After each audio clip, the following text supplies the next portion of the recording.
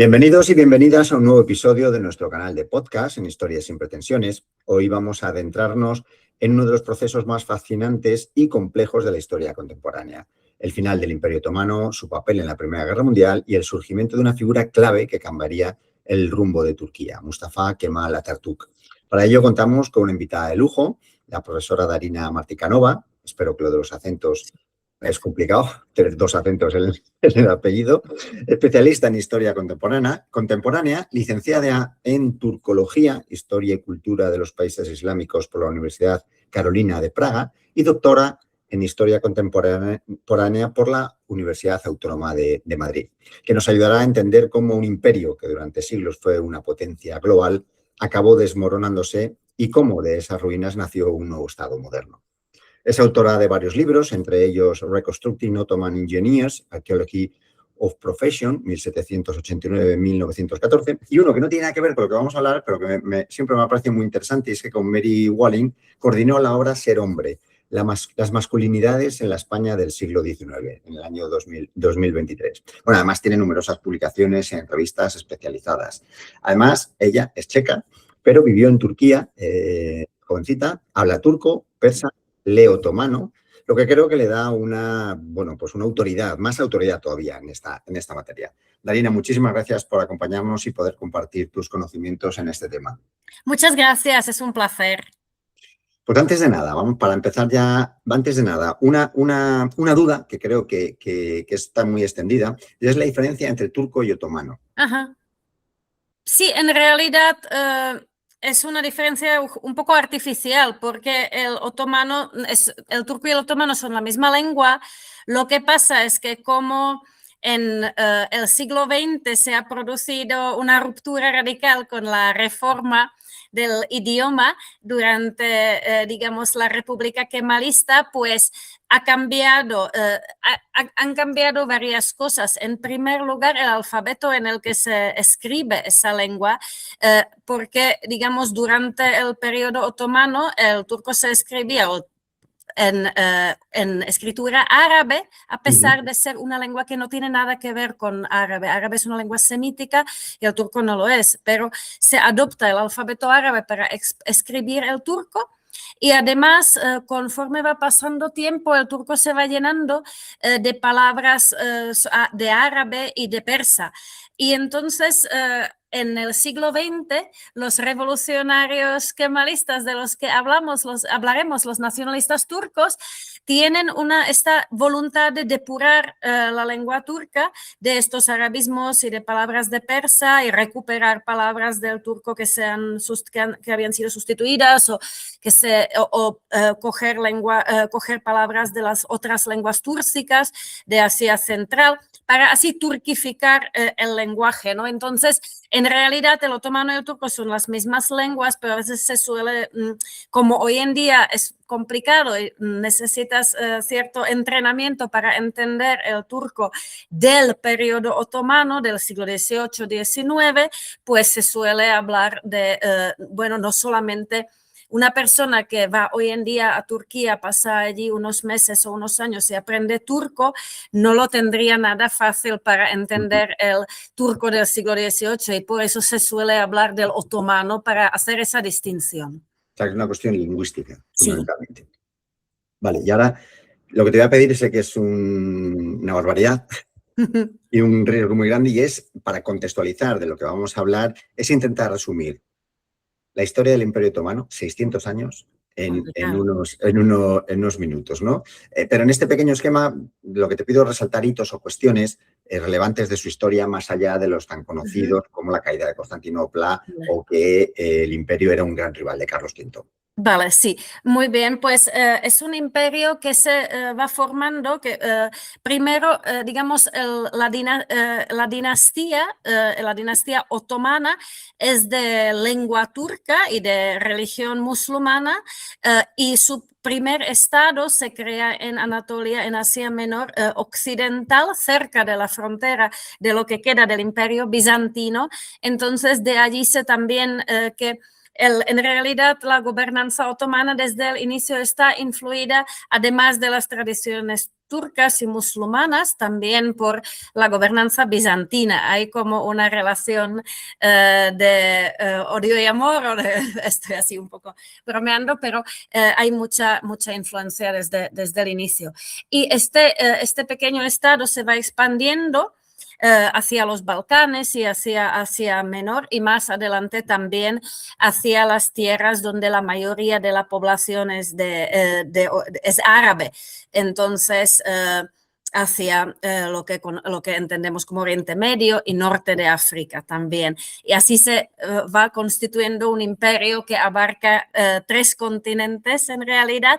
Y lo que es fundamental de este imperio es que está basado en el principio de, digamos, convivencia jerárquica de distintos grupos etnorreligiosos. Es un imperio multiétnico, pero también multireligioso, aunque Islam ocupa una posición de supremacía y los otros grupos religiosos están jerárquicamente por debajo. Entonces no es ninguna utopía hippie, pero dentro de las, digamos, todas las sociedades del antiguo régimen son a su manera profundamente desiguales o basadas en jerarquías, pues ahí hay una jerarquía importante que es la jerarquía entre las religiones. Entonces hay una pluralidad religiosa, pero es una pluralidad jerárquica.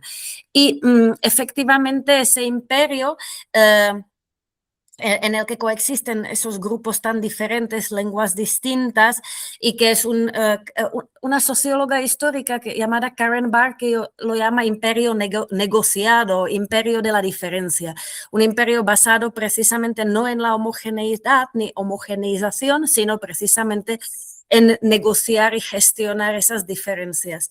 Y este imperio, pues efectivamente con su expansionismo choca con sus vecinos, se va comiendo los reinos balcánicos, que de hecho eso indirectamente con que acaba con el imperio bizantino y con los reinos en los Balcanes, indirectamente contribuirá a convertir a Rusia en el imperio de cristiandad ortodoxa por excelencia, desplazar entonces el centro de la ortodoxia de lo griego hacia lo ruso, ¿no? Entonces, también obviamente nosotros aquí en España se conoce muy bien el conflicto que duró mucho tiempo entre los Habsburgo, los Austrias, tanto españoles como centroeuropeos, con el Imperio Otomano, pero también tenía otros frentes, que, como si fuese poco, porque en el oriente, ¿no? En el este, chocaba con el Imperio Persa. Entonces, luego este imperio se va consolidando en esta extensión, en esa gran extensión, y pasa por varias crisis, como en el siglo XVII se producen muchas rebeliones, crisis de subsistencia, etcétera, y sobre todo a partir del siglo XVIII se empieza a notar mucho la presión, digamos, de sus distintos rivales imperiales europeos, y no solamente, a veces usamos la palabra occidental de forma excesiva, porque de hecho uno de sus importantes rivales era Rusia, un imperio que se va haciendo poderoso precisamente a partir del siglo XVIII y que empieza a ser capaz de derrotar el Imperio Otomano en el campo de batalla y, digamos, adquirir territorio a su costa, ¿no? Y entonces ahí vamos entrando en esta fase de cuando ya los otomanos toman conciencia que ellos iban un poco muy desobrados, se creían al centro del mundo, estaban acostumbrados a ganar batallas, a expandirse, pues esto llega a su fin, y de hecho incluso empiezan a perder no solo guerras, pero también territorios. Y ahí se produce una crisis también de conciencia o de la visión de sí mismos, y se fragua una noción de que tenemos que reformar, tenemos que cambiar las cosas, para conservar nuestro poderío, ¿no?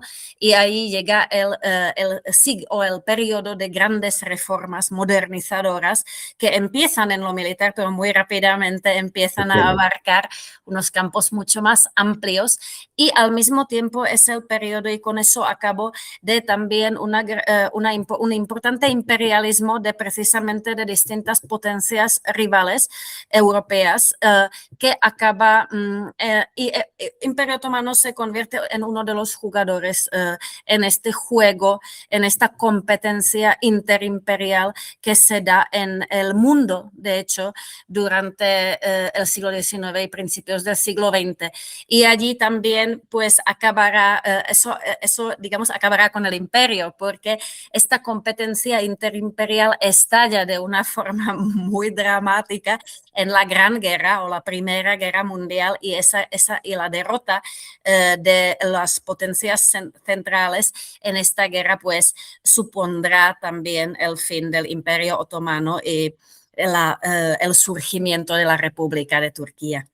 Perfectamente situado, Clarina. Muchísimas gracias. Y te hacía la referencia a lo de las cuestiones que más se conocen, ¿no? Como la caída de Constantinopla o la rivalidad con el Imperio Español, porque yo creo que hay que combatir esa mala costumbre en el mundo de la historia de verlo todo desde el punto de vista eurocentrista, desde el punto de vista occidental, ¿no? Que al final vemos, yo creo que se ve la historia sesgada, porque hay que verla siempre desde los dos puntos de vista, ¿no?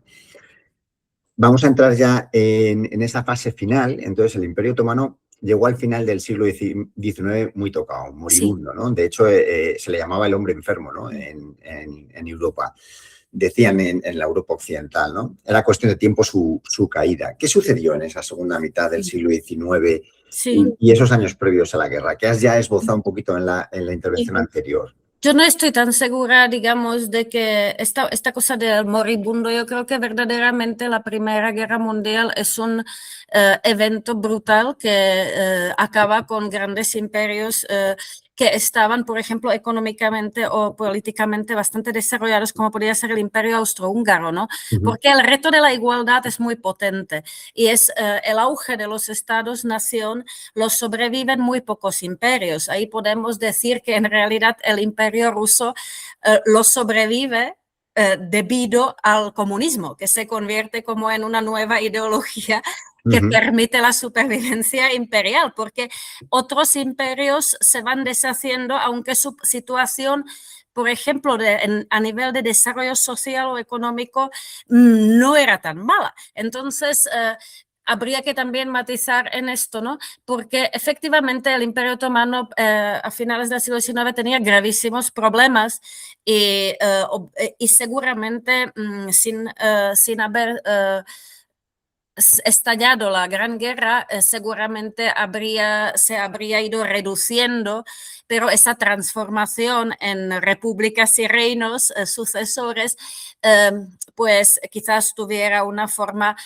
más diferente, porque también ahí está el relato, cómo se forma, ¿no? Si miramos, parece que el Imperio Otomano siempre se está muriendo, pero porque es en el siglo XIX cuando se crean esos grandes relatos imperiales, pero en realidad el Imperio Británico, que era como el supuesto ganador de esta competencia, en realidad para como unos 40 años después, en 1960, pues ya tampoco existía en realidad. Entonces, ¿dónde ponemos el foco, no?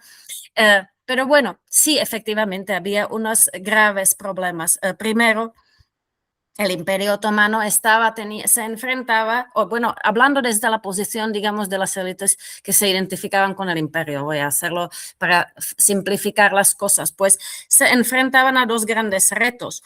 Uno era un nuevo marco de convivencia, porque esta convivencia jerárquica de las comunidades muy diversas, cada una con sus leyes, etcétera,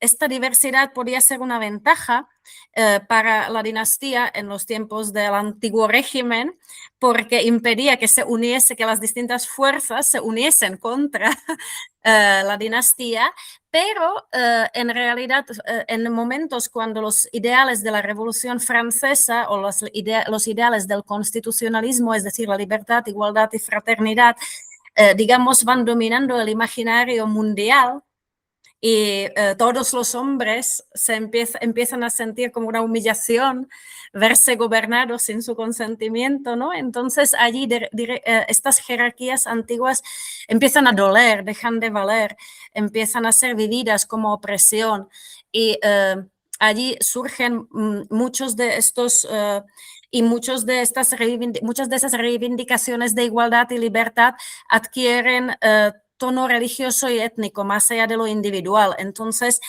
se producen separatismos, primero, sobre todo en las zonas más desarrolladas, como en los Balcanes. Entonces, el Imperio Otomano va perdiendo territorio en los Balcanes, que además era un territorio nuclear del Imperio Otomano. Estaban entre sus primeras posesiones esas tierras, y vivía ahí de hecho, mucha gente que formaba parte de esa élite otomana, también los musulmanes, eran de ahí, habían nacido ahí. Entonces, esto se vivía como con una gran preocupación. Además, siempre había esa tensión. Vale, las élites locales se quejan de que el Estado otomano no invierte suficientemente allí, que no se moderniza, pero vale, pues invertimos y en unas décadas perdemos esas inversiones porque se independizan, ¿no? Avalados por las potencias extranjeras. Entonces, ese era un reto. Y luego había también un imperialismo directo, un imperialismo rival, porque obviamente el Imperio Otomano también era imperialista. No los vamos a pintar como los pobrecillos. Una cosa es querer y no poder, pero ellos sí querían.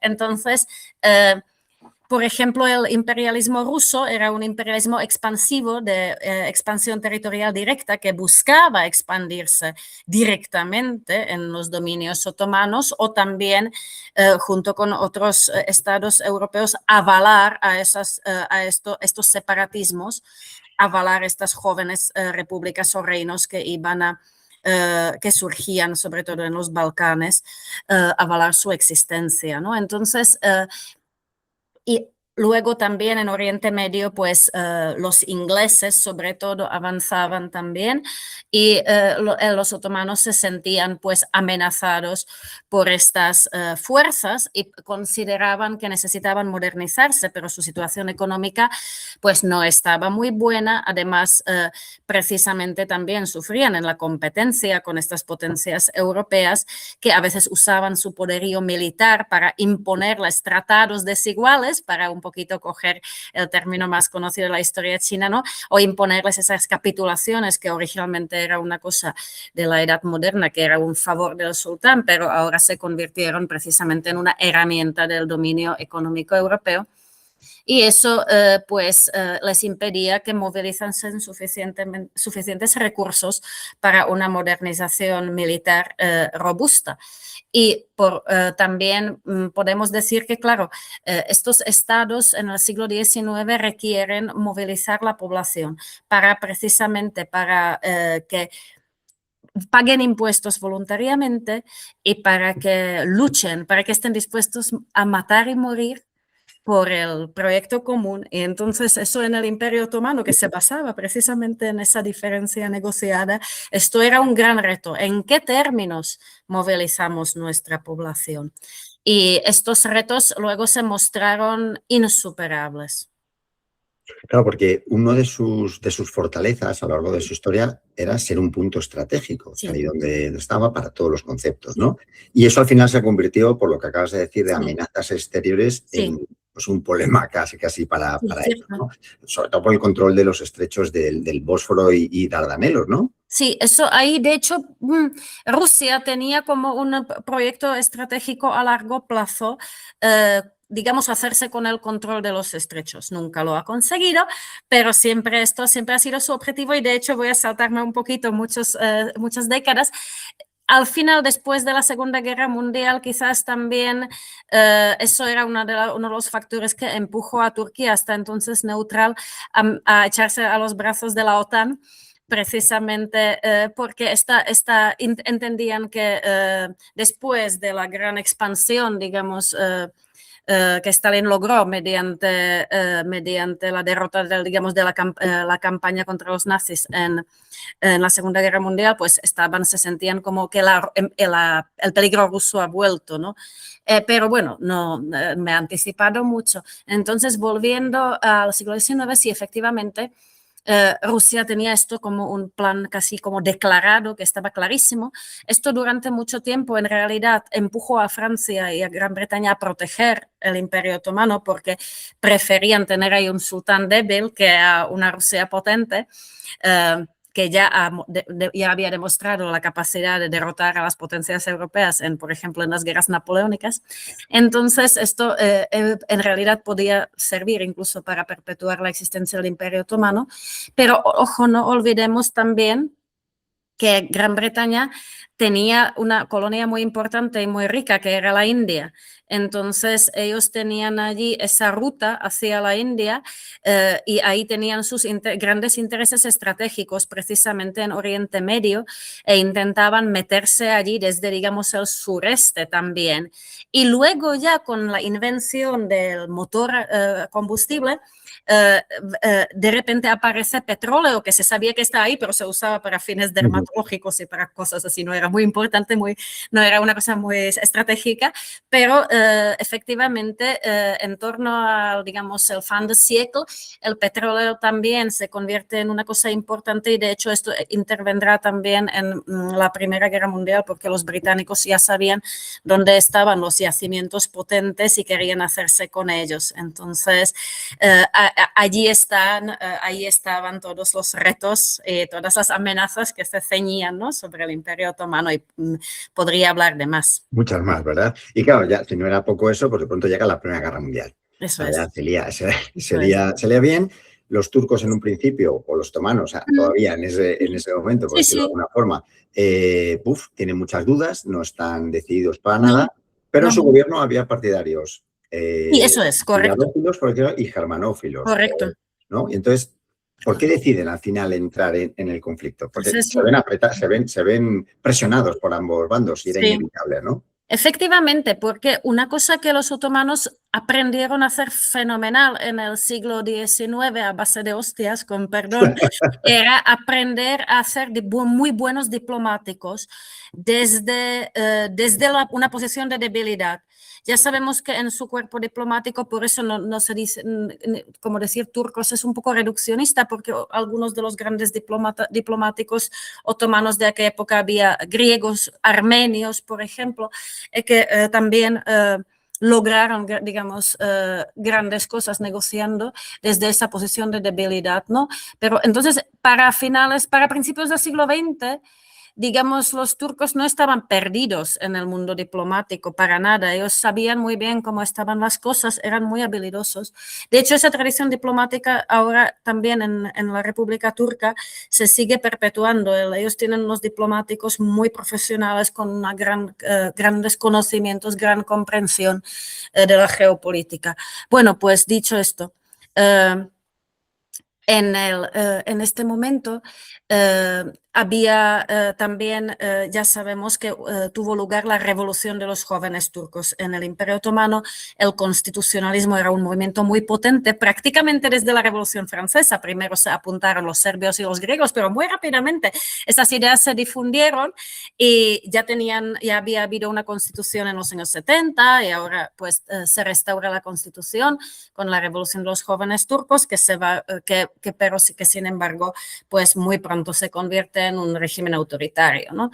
Y una parte de los jóvenes turcos era germanófila directamente porque Alemania jugó muy bien su papel de llegar tarde al reparto colonial, entonces, además de arañar algunas pequeñas colonias o por ahí por el mundo, frente a esos imperios amenazados o reinos amenazados por el imperialismo europeo, los alemanes se presentaban como nosotros no queremos colonizaros, nosotros no somos como los otros imperialistas, nosotros queremos ser como hermanos mayores que os ayudan y colaboran con ustedes. Y esto era una estrategia bastante inteligente.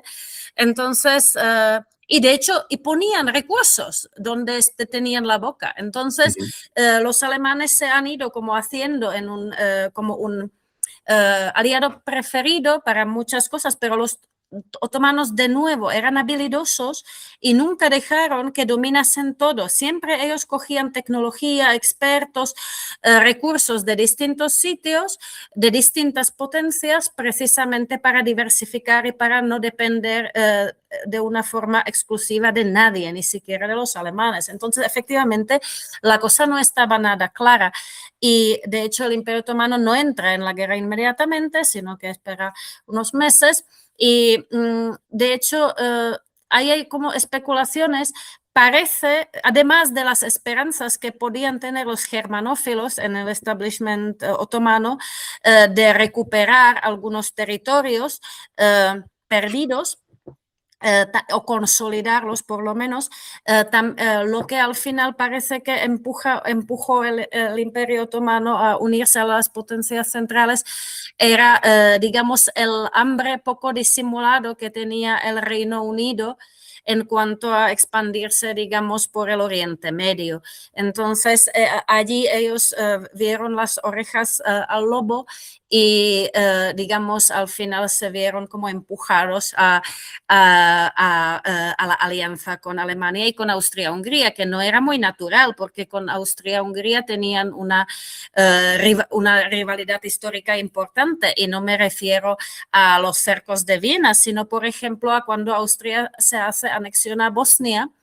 Esto a los otomanos les dolía en particular porque Bosnia era a diferencia de muchos otros nuevos países post-otomanos, digamos, surgidos de las independencias balcánicas, que seguían siendo de mayoría cristiana, porque efectivamente el Imperio Otomano no tenía históricamente ese afán de convertir al Islam toda su población. Entonces, por eso también cuando se producen las independencias, los países balcánicos siguen siendo de mayoría cristiana, ¿no?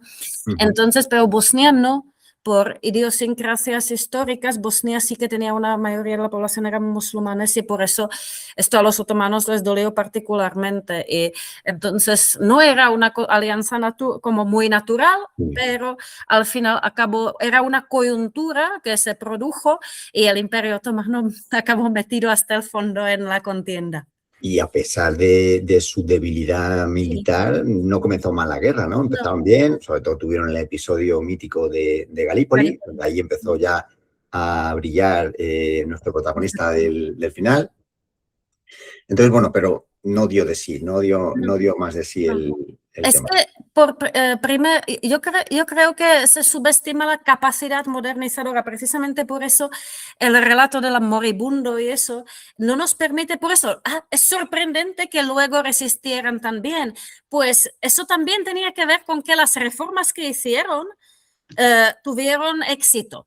Es decir, eso se ve también comparándolo con algunos otros países, como con el Imperio Persa.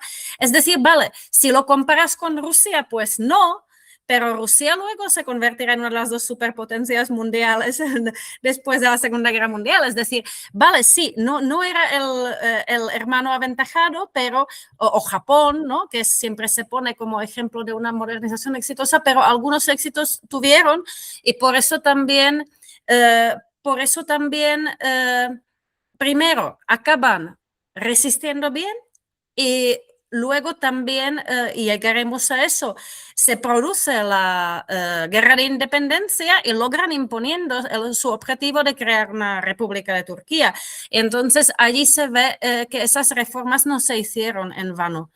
Y efectivamente tenemos Galípoli, y tenemos también algunos éxitos, digamos, aunque temporales, por ejemplo, de Fahri Pasha, del Tigre del Desierto, que era el gobernador de Medina, y tenemos también algunos éxitos, digamos, en el frente, digamos, del este de Anatolia, ¿no? Contra los rusos.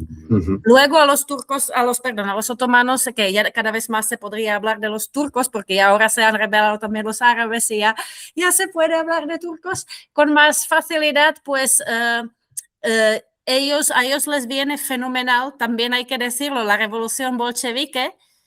Hacen firman como un acuerdo de paz en Brest-Litovsk, y esto también fue como uno de los, digamos, un poco de burbuja de oxígeno, ¿no?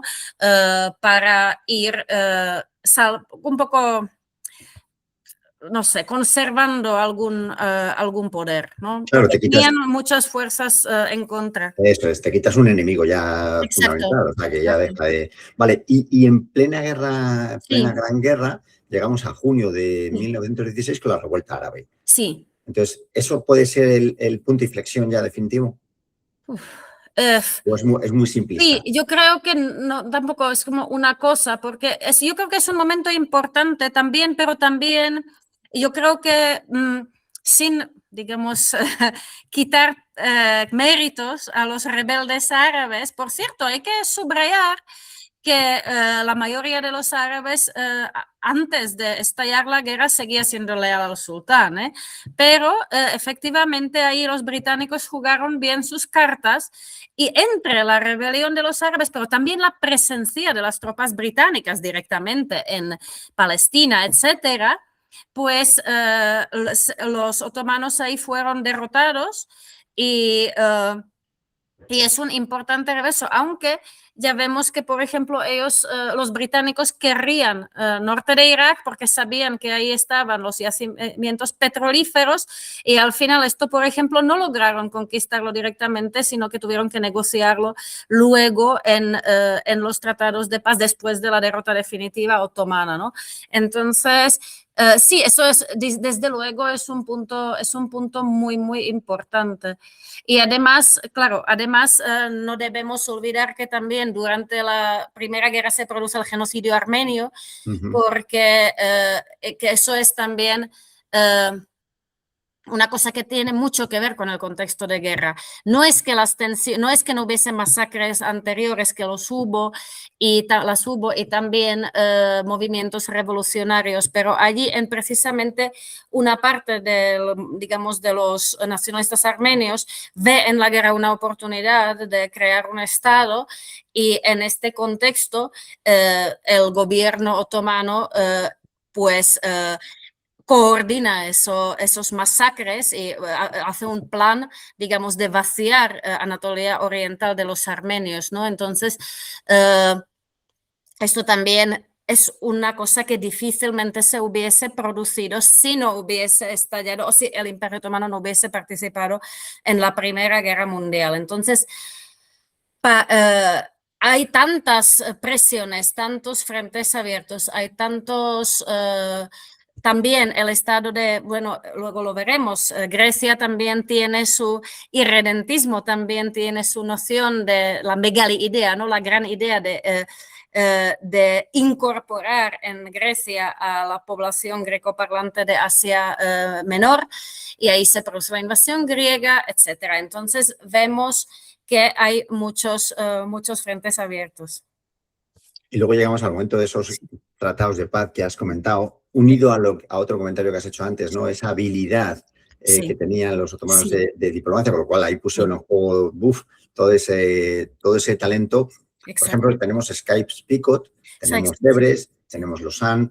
Sí. Primero, pues, el tratado de Sykes-Picot era un tratado secreto entre Francia y Gran Bretaña con el conocimiento del zar ruso, que ellos, digamos, planificaron dividirse el Oriente Medio en caso de la victoria, ¿no? En la guerra. Y ahí los bolcheviques, pues, en cuanto llegan al poder, lo publican. Precisamente para ganar, pues por dos cosas, para ganar tiempo para sí mismos, es decir, para debilitar a Francia y Gran Bretaña, y segundo también, digamos, para dotarse de legitimidad, porque ya sabemos que Lenin y los líderes bolcheviques tenían ese discurso de que ellos no eran una potencia colonial ni querían serlo, de que los imperialismos son dañinos y que ellos pues no iban a jugar esas cartas, y entonces publicaron ese acuerdo secreto que al final, pero al final esto no se acabó cumpliendo, es decir, en el periodo de entreguerras, al final los franceses y los británicos lograron dividirse en gran parte, pues, el Oriente Medio, creando estados títere o protectorados, los famosos mandatos árabes. Entonces, esto es el Sykes-Picot. Luego, Sèvres era precisamente la gran humillación, ¿no? Porque era como del Trianon, Versailles, esos tratados con las potencias derrotadas, pero también era la chispa, digamos, una de las chispas, junto con la invasión griega, que encendió la guerra de la independencia, porque de hecho, incluso tuvo repercusión entre los musulmanes de la India, os lo voy a contar, porque allí se vio como el doble estándar que se aplicaba a los derrotados. Y sí, Versailles y Trianon eran durísimos, pero directamente el Tratado de Sèvres era totalmente humillante y allí muchos dijeron, mira, es que había como un etnorracismo o incluso algo de jerarquía religiosa en el imaginario de los vencedores, porque verdaderamente obligaban al Imperio Otomano a su casi completa desintegración. Y esta cosa generó mucho revuelo porque generó esta idea de que esta gente nunca nos van a reconocer, nunca nos van a aceptar como un país entre ellos, ¿no? Hagamos lo que hagamos. Entonces, eso también motivó, junto con la invasión griega, el gran levantamiento, ¿no? Porque una parte del establishment en torno al sultán, pues firmó ese tratado, estaban dispuestos a aceptar esas condiciones que prácticamente destruían todo y dividían incluso gran parte de Anatolia entre distintas potencias y también creando nuevos estados de los grupos etnorreligiosos cristianos, etc. Entonces, esto generó una gran ruptura, digamos, entre las élites otomanas, igual que también la invasión griega generó un levantamiento popular, que la población campesina, normalmente a la que los jóvenes turcos veían como ignorante y despolitizada, pues de repente se levantó también, como que esta era como la última gota, ya vale.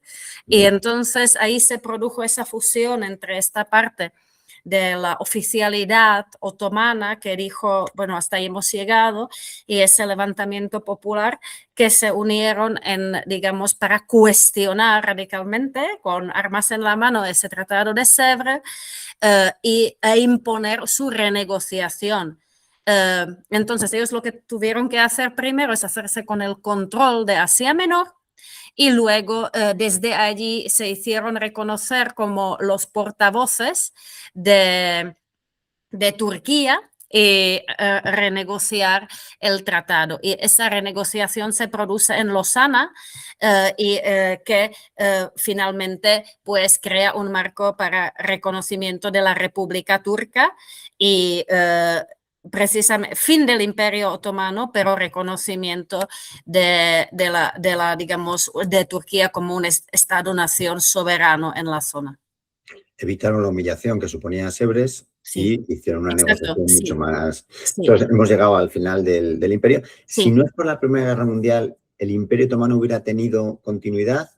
¿O ya con el nuevo mundo, por decirlo así, que se estaba generando, hubiera sido complicado? Sí. Es ciencia ficción. Esto es. Sí, no, pero es una cosa que me pregunto, porque la misma pregunta nos podríamos hacer sobre Austria-Hungría, por ejemplo, si podría haberse transformado en una república federal, por ejemplo, o una monarquía constitucional federal, quién sabe. Yo creo que al final, ahí lo que más podría haber sido es mantener el Levante Oriental, es decir, algunos dominios árabes lo veo posible.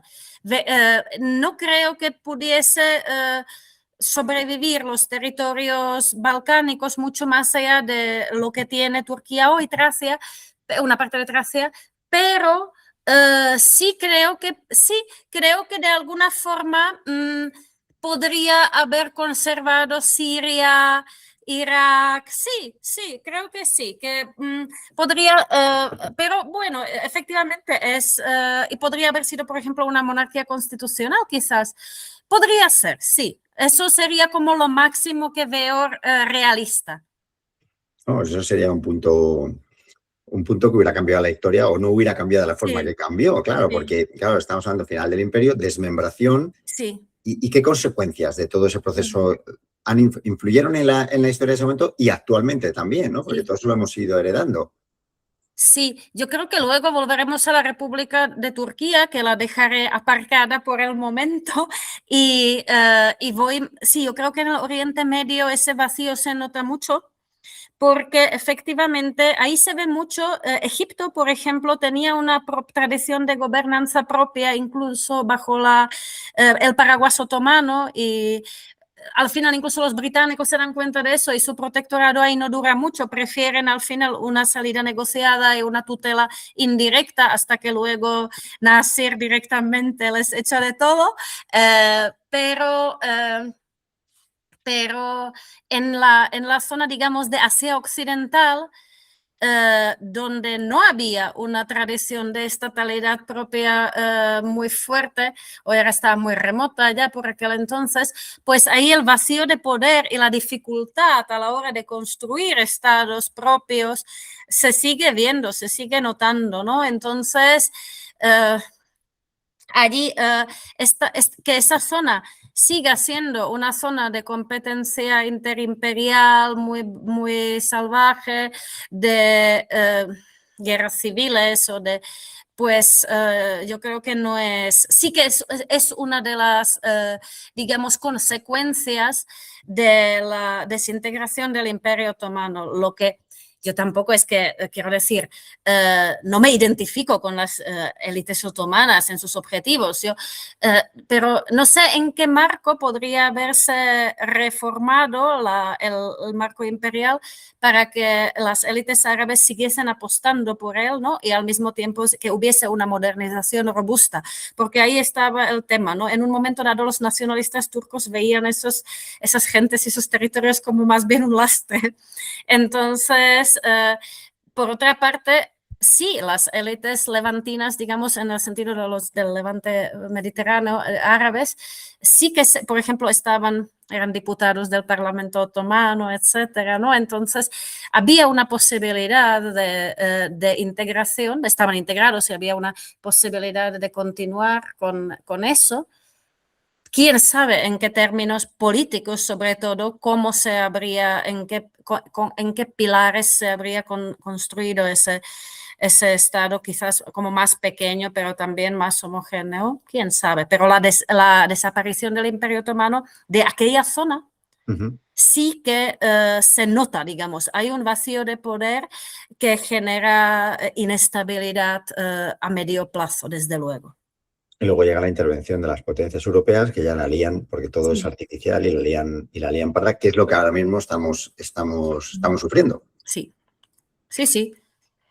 Vamos a llegar ya a la creación de la nueva Turquía, la aparición de los jóvenes turcos, como Sí. que ya venía de antes, como Sí. se está contando, que ya habían tenido su intervención Sí. en el Tratado de Lausanne, y una figura por encima de todos, ¿no? Mustafa Kemal Atatürk. ¿Quién era realmente este personaje antes de convertirse en el líder de los jóvenes turcos? Pues era un chico de una familia, así lo que podríamos llamar hoy un poco de clase media precaria, y de Salónica, muy probablemente como de eso turco-musulmán de los Balcanes, así había mucha gente. A veces los islamistas especulan si podía tener algunas raíces judías, conversas, bueno, pero no lo parece. Entonces era de una familia de clase media precaria. Su padre se queda huérfano de padre relativamente pronto. Y al final, un poco, a pesar, como su madre tenía planes para él, para que haga negocios, pero él se mete en una escuela militar y empieza a hacer carrera militar. Y es muy bueno en matemáticas, lo que también llama la atención de sus profesores. Y bueno, al final llega a la Academia Militar, que era una de las escuelas de élite, como Grande École, como las de Francia. Pues la Harbiye, la Academia Imperial Militar, era como uno de los establecimientos de élite, públicos de élite, digamos, otomanos, y él se forma, pues acaba su formación allí convirtiéndose en un oficial del ejército otomano. Y efectivamente él era antiabsolutista, él era muy crítico con el sultán Abdulhamid y su absolutismo, lo ve como un lastre para el Imperio Otomano.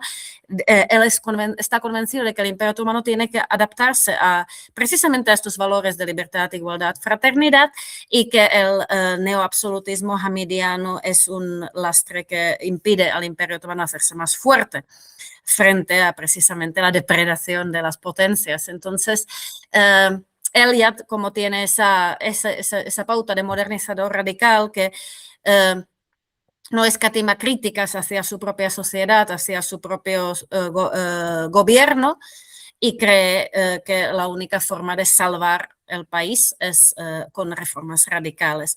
Y acaba en las filas de los jóvenes turcos, que era un movimiento, lo de la CUP, el Comité de Unión y Progreso, sí, es por casualidad coincide. Entonces, el Comité de Unión y Progreso es digamos, el movimiento partido de los jóvenes turcos. Pues él forma parte de él y luego el movimiento de los jóvenes turcos triunfa en la revolución de 1908 y se hace con el poder y adquiere rasgos autoritarios porque también, ojo, no está sin oposición, se le monta una rebelión contrarrevolucionaria, también los islamistas de la época también se oponen a ese movimiento, entonces al final el movimiento acaba convirtiéndose en un movimiento mucho más autoritario de sus intereses originales.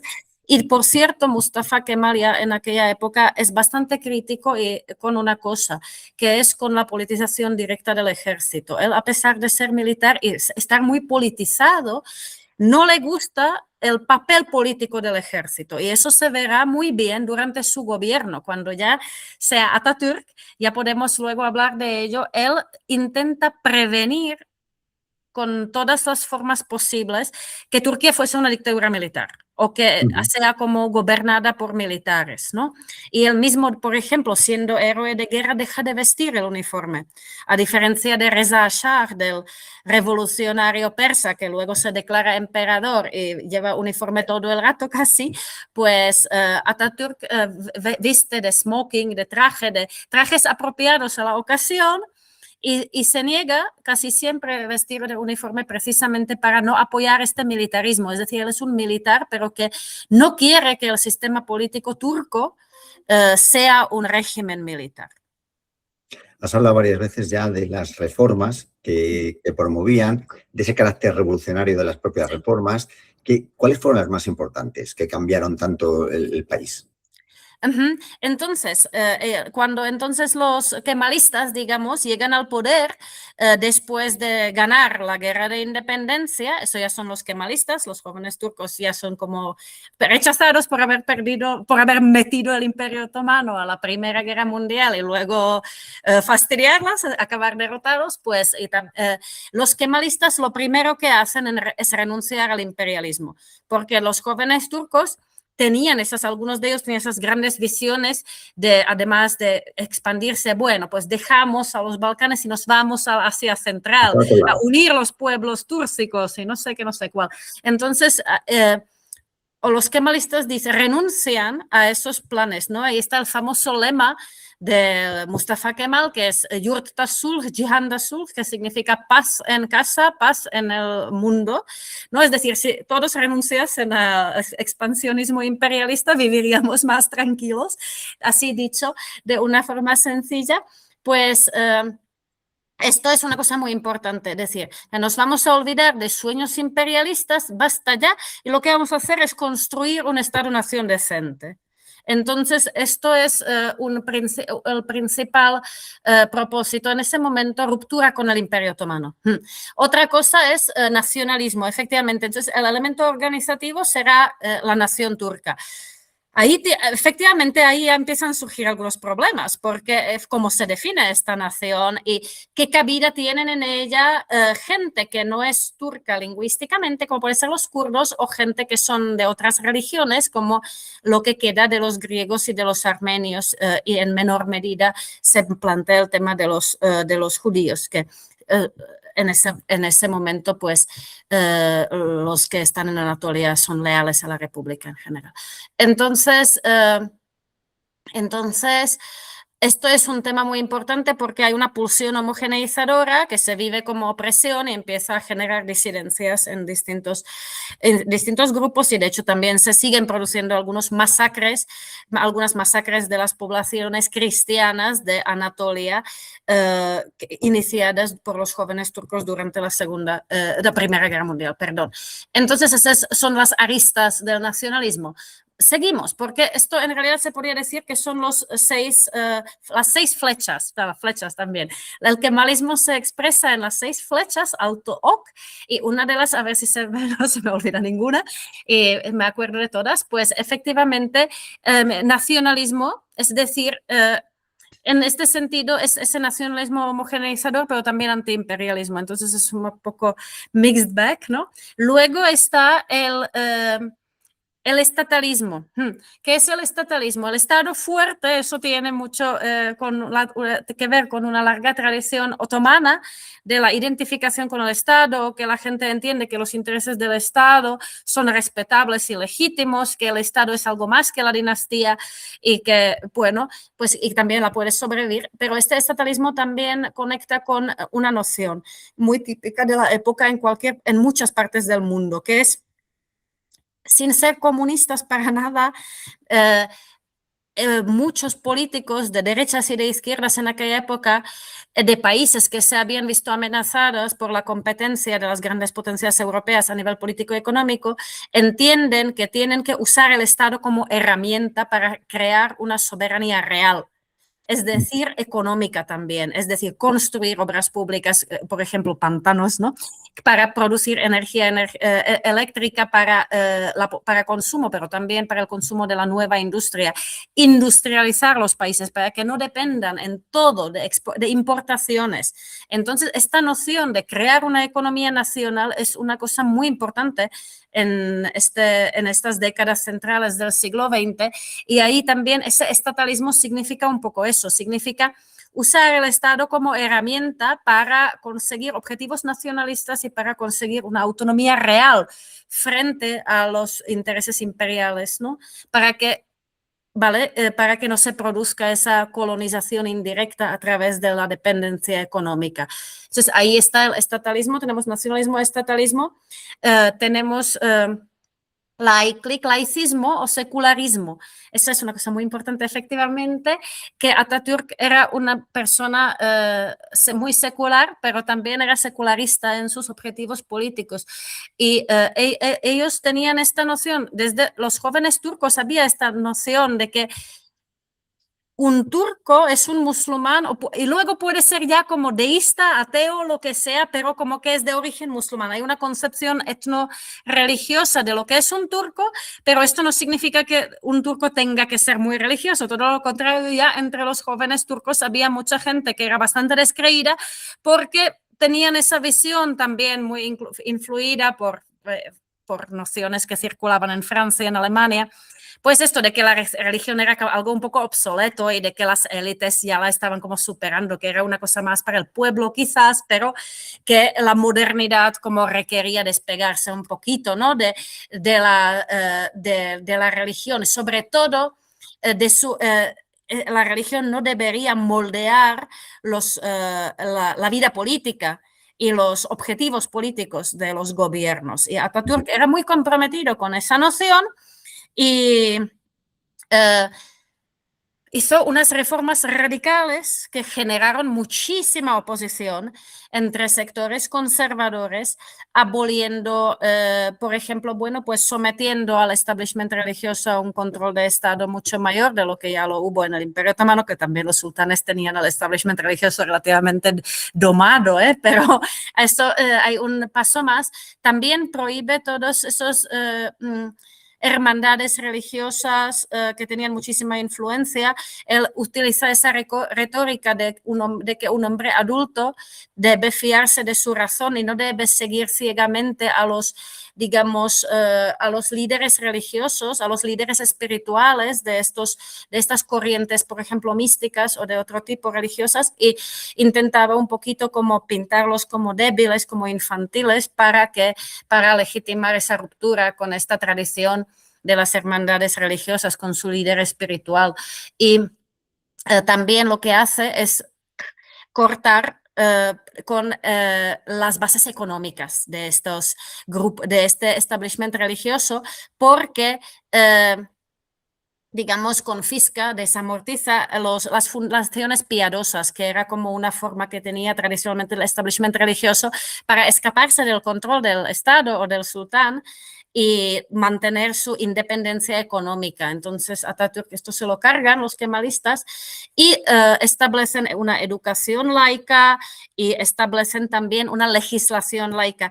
Esto no es una cosa de ruptura total, porque de hecho la Sharia había ido desapareciendo de la legislación otomana ya desde mediados del siglo XIX, y el último recoveco prácticamente era el derecho familiar, pero y esos son ya los kemalistas directamente adoptan el Código Civil inspirado en el Código Civil suizo, o prácticamente calcado, y que elimina por completo la ley islámica de la legislación de la República Turca. Y Turquía es un país secular en su constitución hasta hoy en día. Entonces teníamos el nacionalismo, el estatismo, el laicismo, luego tenemos el populismo. ¿Qué es eso del populismo, halkçılık?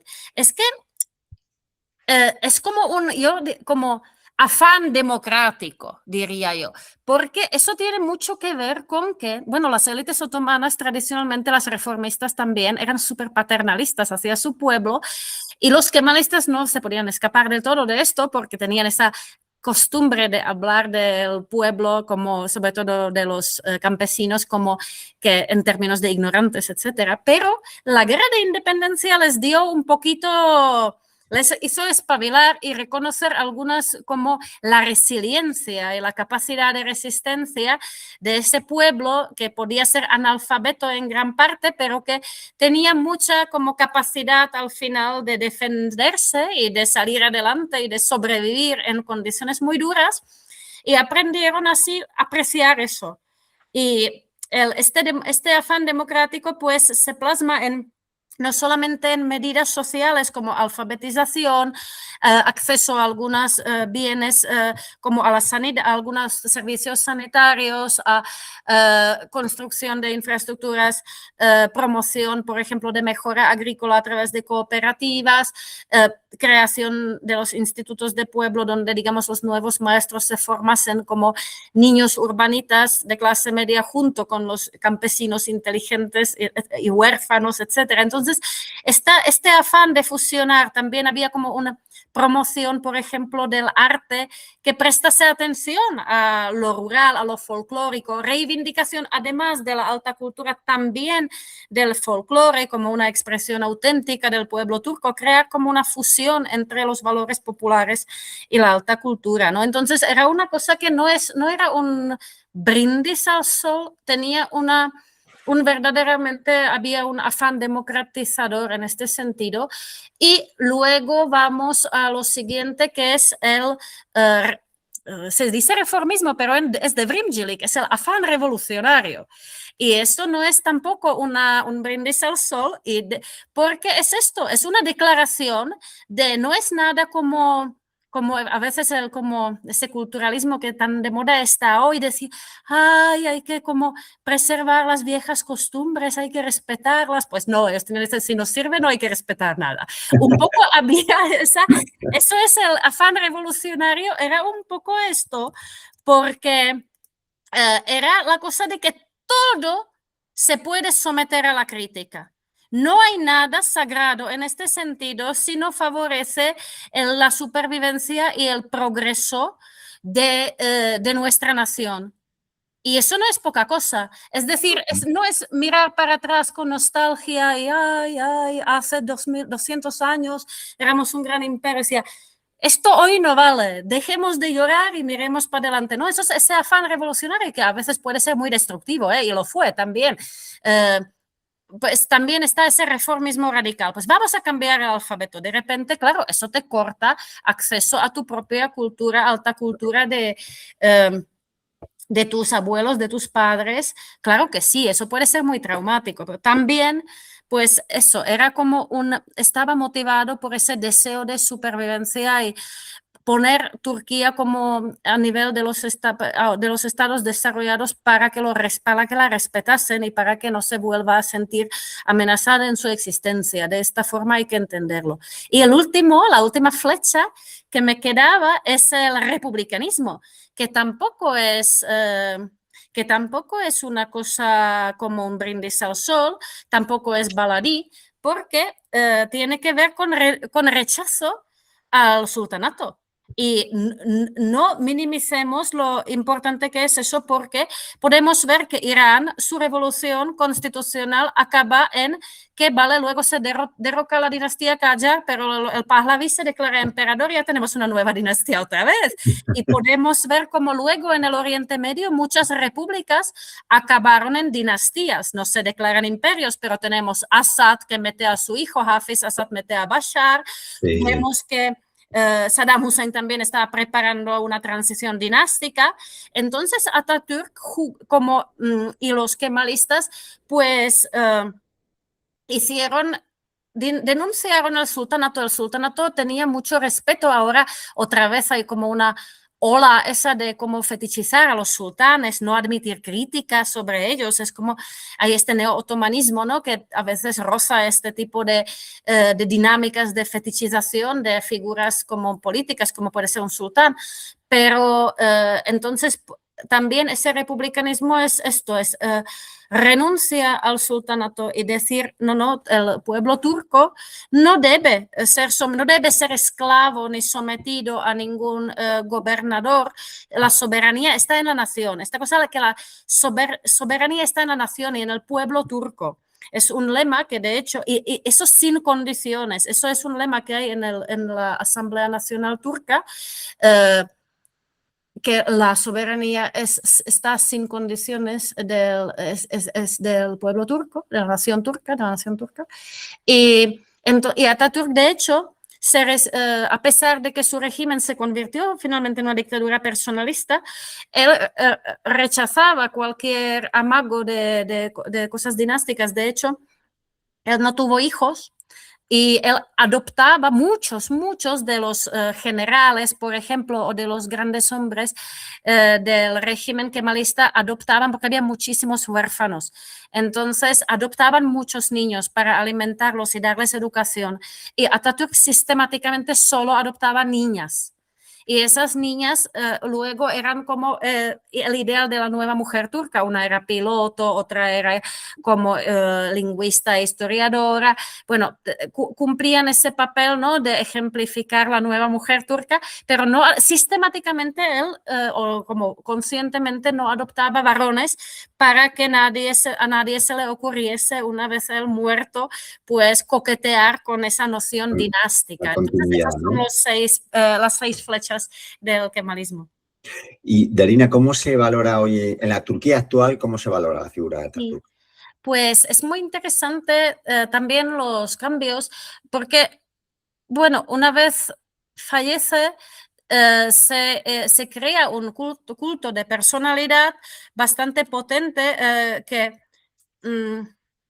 muchas veces fue también muy promocionado por el ejército, porque él, a pesar de que rechazase como que el gobierno turco no debería ser una dictadura militar, pero sí que en la constitución turca misma hay como un principio, ¿no?, había un principio de que el ejército debía tener un papel de guardián de los valores de la república, etc. Entonces, los militares le tenían como una figura muy importante y promovían, digamos, por ejemplo, porque hay servicio militar, sí, hasta hoy en día, pues en la educación de los nuevos reclutas, pues ponían mucho énfasis en el legado de Atatürk, etcétera.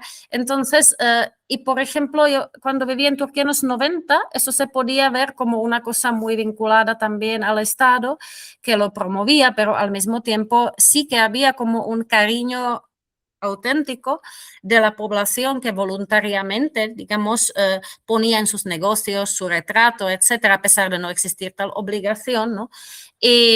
Pero hoy en día la cosa es más interesante aún, porque Y además, ojo, una cosa más, precisamente durante, digamos, la República Secular, se construyeron muchísimas estatuas de Ataturk con su vida y después también. Y esto es también una declaración de principios, porque ya sabéis que, digamos, tradicionalmente el Islam suní es súper reticente a humanas. Entonces, esto también es una declaración de principios de esa república laica, que hacer estatuas es también de hecho, por eso también algunas estatuas se han visto atacadas por sectores islamistas.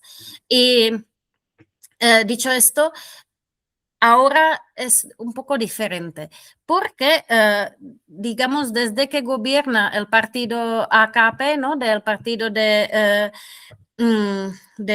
Justicia y Desarrollo de Recep Tayyip Erdogan, pues ese partido nunca ha roto, nunca ha renunciado a reivindicar a Atatürk, porque eso sería muy costoso. Y además, yo creo que sigue habiendo en sus filas mucha gente que sinceramente también lo aprecia, pero sí que hay sectores islamistas que lo rechazan, que lo insultan, que lo ven como le reprochan haber abolido el califato, etcétera. Entonces, hay una tensión, una ambigüedad en torno a la relación con el régimen y con algunos de sus partidarios con la figura de Atatürk. Esto supuso una cosa, que por ejemplo, por los 2000, mucha gente así de la burguesía liberal pues también como se reía un poquito del culto a la personalidad y lo veía como una cosa de nacionalismo excesivo, algo que ya era a superar, pero hoy en día han vuelto, digamos, a reivindicarlo. Es decir, hoy en día muchísima gente, como chicas jóvenes, digamos, dibujan o se ponen pegatinas en sus carpetas de Mustafa Kemal Atatürk en sus distintas, digamos, porque hay como Atatürk para todas las ocasiones, ¿no? Él jugaba muy bien con su imagen para promover ciertos valores. Entonces, por ejemplo, quería romper con esta solemnidad, a veces como que la masculinidad se asocie con una solemnidad, así que no puedes reír ni sonreír para que te respeten. Pues no, decía yo, a mí me respetan por quien soy, puedo reírme como me da la gana y puedo montarme en un columpio y pasarlo como, y nos reímos todos y como que los valores reales están dentro y están en sus actos y no en una pose, ¿no? Entonces todo esto genera un imaginario, una serie de fotos, cuadros, grabaciones de Atatürk bailando con una mujer, vals, por ejemplo, ese tipo de cosas, ¿no? Y estas imágenes hoy en día se utilizan, se hacen incluso en forma de manga, etcétera, etcétera, pero no por el régimen, sino por gente que no está contenta con el régimen y que está en la oposición y abrazan la figura de Atatürk. Muchísima gente, por ejemplo, al casarse, va a rendir homenaje a Atatürk donde está enterrado, en Anıtkabir, en un monumento muy bonito, inspirado así por las distintas culturas de Anatolia que hay en Ankara. Pues, y esto es una cosa totalmente voluntaria. Incluso puede tener ahora, a diferencia de los 90, digamos, una carga fuerte subversiva. Claro, es que escuchándote antes las 6 flechas que has dado, pensando en la situación actual, dices, vaya choque, ¿no? Pero que esto lo has explicado ahí, es una situación bastante compleja, ¿no? En lo que es la evolución de un país. Sí, y la relación del actual gobierno con los valores de la República también es ambigua, porque no se han atrevido a romper de todo con esos valores, ¿no? Muchos dirían que sí socavar algunos de ellos, pero, por ejemplo, el secularismo, pero una ruptura abierta no se ha producido y eso nos puede también llevar a ver lo fuertes que son esos valores. No. Y el constitucionalismo, por ejemplo, es un valor que tiene raíces incluso a mediados del siglo XIX, sino antes, y los otros valores, pues el republicanismo ya tiene más de 100 años, etcétera, etcétera. Entonces, no son cosas que sean fáciles de reemplazar si hubiese voluntad. Y de hecho, yo creo que, por ejemplo, lo del republicanismo, incluso eso ya está plenamente interiorizado también por el establishment actual. Hoy, por ejemplo, has publicado en un perfil de redes sociales, hoy es 1 de mayo, entonces la fecha del Día Internacional de los Trabajadores. Has hecho esa comparativa, ¿no? De cómo eran las celebraciones hace un tiempo y cómo son ahora. Uy, no, eso sí que, ojo, no, yo lo que quiero decir, en Turquía hubo un fortísimo movimiento comunista, muy perseguido, por cierto, también por los kemalistas. Entonces, porque de hecho, ahí también el establishment kemalista evitó entrar a la Segunda Guerra Mundial, bien hecho, hasta el último momento ya que se unen a los aliados, pero ya en abril, en 45, creo que es abril, sí. Entonces ya como, bueno, eso no cuenta casi. Pero precisamente ellos en los años 30 intentaron muy bien evitar como caer en el fascismo, por ejemplo, que de hecho a veces los fascistas les cortejaban o reivindicaban la figura de Atatürk para sí, pero él siempre como, digamos, los cantos de sirena los desoyó y no les dio baza. Pero sí que algunos de los kemalistas podían también ver con buenos ojos algunos fascismos y eso, y la relación con la URSS era primero un poco de apoyo mutuo frente a las otras potencias depredadoras, ¿no? Y luego de mucha cautela, porque efectivamente ya sabemos que la URSS era un imperio exportador de su ideología y apoyaba a los partidos comunistas y pretendía mandar en los países que se hiciesen comunistas, etcétera, que recibiesen instrucciones de Moscú. Entonces eso también, ojo, no quiero justificar la represión, ¿no? Pero sí que hubo una represión muy fuerte contra los comunistas a lo largo también por los kemalistas, no solamente por los sectores, digamos, más nacional-islamistas que luego se hacen con el poder en algunos momentos. Entonces, ojo, de hecho hay el ejército también tuvo un papel muy importante en esa represión después del golpe del 80, etcétera. Entonces, el 1 de mayo siempre era una cosa muy contestada y muy combativa, con víctimas mortales, ¿vale? Entonces, Turquía es un país con unos movimientos de izquierdas muy potentes y muy combativos, a veces violentamente combativos, y los distintos gobiernos no se distinguen, quiero decir, la represión era bastante común en gobiernos de distintos signos. Darina, ya para ir terminando, si tuvieras que dar una conclusión, ¿qué lecciones históricas podemos aprender del final del Imperio Otomano? Sí, pues eso es complicado. Primero, que las guerras pueden acabar con los derrotados y pueden acabar debilitando tanto a los derrotados como a algunos de sus ganadores, que yo creo que las dos guerras mundiales acabaron debilitando muy seriamente las grandes potencias europeas y han, digamos, han fomentado, digamos, el auge de potencias como Estados Unidos, y primero, bueno, la URSS y luego China, por ejemplo, y las potencias europeas han quedado reducidas a una posición secundaria, sino peor. Entonces, ojito con las grandes guerras que son destructoras y son también, acunan, ¿no? Nacen de ellas como potencias, otras potencias. Entonces, esto es una cosa.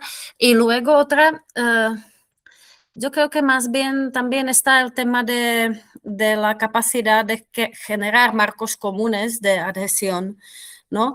Que yo creo que es un gran reto que se vio ahí de una forma muy clara, que es lo difícil que es conjugar la igualdad con la diversidad, cómo movilizar, lo necesario que es crear marcos de lealtad en la población para que esta población sea capaz de sostenerse frente a las amenazas, ¿no? De hecho, esto es un poco lo que se ha visto también ahora con la guerra de Irán, como importa mucho como importa mucho ¿cómo decirlo? la voluntad de la población de sostener ese marco de su soberanía, independientemente de los regímenes, ¿no?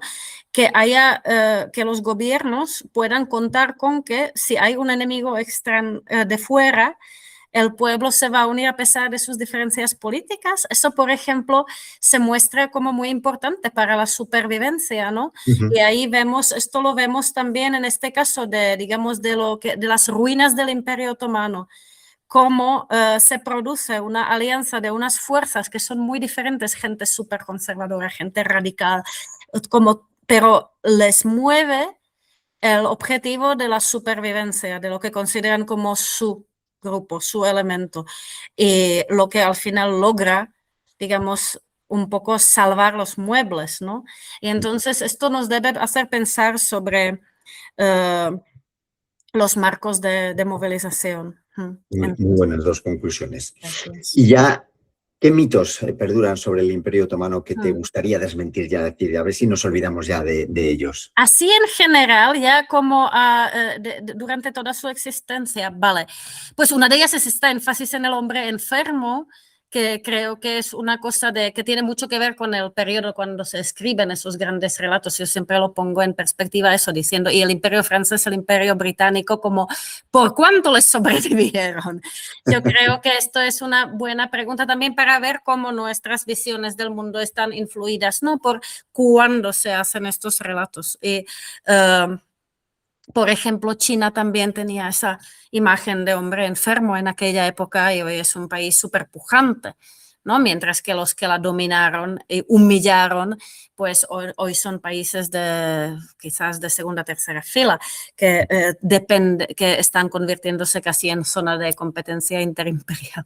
Entonces, esto es un poco de esta lección de que nada es para siempre y esto nos hace menos esencialistas, ¿no? Que no hay nada intrínseco en un grupo, en un sitio, en una religión, en un pueblo, que haga que progrese o que pueda estar en una situación difícil, que las cosas cambian muy rápido. Eso es una cosa.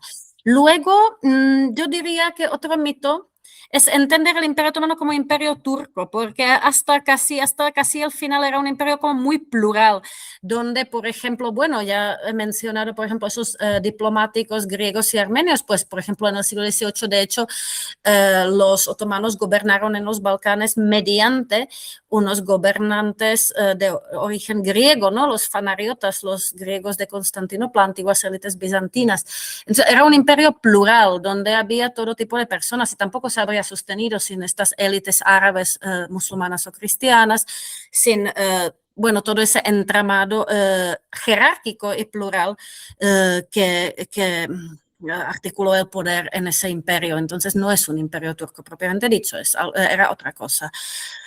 Luego, también diría que poco se sabe la cantidad de gente que murió o que se vio desplazada durante la retirada del Imperio Otomano de los Balcanes. Yo entiendo el relato, digamos, de las repúblicas o reinos balcánicos del yugo turco y de cómo lo superan, de la lucha por la liberación. Es un relato legítimo, pero tampoco hay que olvidar que eso supuso expulsión y matanzas de población musulmana que muchas veces era eslava o era local, eran gente local conversa y que fueron muchas veces, que eso se sabe poco.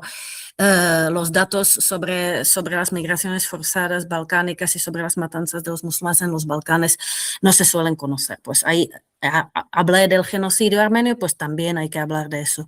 Y luego también, otro mito ya último, hay un gran desconocimiento sobre lo entrelazado que estuvo el Imperio Otomano con la Europa cristiana de mil maneras. Primero que las alianzas no era como el cristianismo contra el Islam, sino que pues eso, el Imperio Otomano estaba aliado con el rey de Francia, mientras que el rey de España y los Habsburgos centroeuropeos buscaban alianzas del Shah Ismail, de los safávies, del imperio persa, etcétera, etcétera, ¿no? Entonces era una dinámica bastante más compleja que eso. y además, pues eso, había muchos contactos, por ejemplo, muchos no musulmanes otomanos iban a estudiar a las universidades italianas durante el imperio. Bueno, el imperio otomano fue refugio de los sefardíes de la península ibérica, trabajaron allí muchos obreros, pintores, arquitectos, músicos italianos, por ejemplo, había mucho contacto en todas las épocas. Entonces, no es forma parte de nuestra historia euromediterránea, ¿no? Ya está. Muy bien, pues son mitos desbloqueados del Imperio Otomano. Darina, ha sido un auténtico placer contar contigo para entender mejor un periodo tan clave como el final del Imperio Otomano y el inicio de la nueva Turquía, ¿no? De la Turquía moderna. Ha sido toda una clase de historia en este ratito que hemos estado charlando. Muchísimas gracias. Espero que no haya metido la pata en algunos detalles, pero más o menos espero que se ha entendido todo y muchas gracias por esta oportunidad de poder hablar de forma matizada de un tema tan interesante y tan complejo. Se ha entendido todo, ha sido clara y directa y ha sido una gozada de escucharte. Lo dicho, muchas gracias por estar con nosotros compartiendo un rato de lo que más nos gusta, que es hablar de historia con mayúsculas, ¿no? Pero espero que podamos contar con tu presencia en otro momento. Más adelante va a seguir hablando de otro tema cualquiera. Muchísimas gracias, Darina. Estaré encantada. Gracias. Hasta luego. Hasta luego.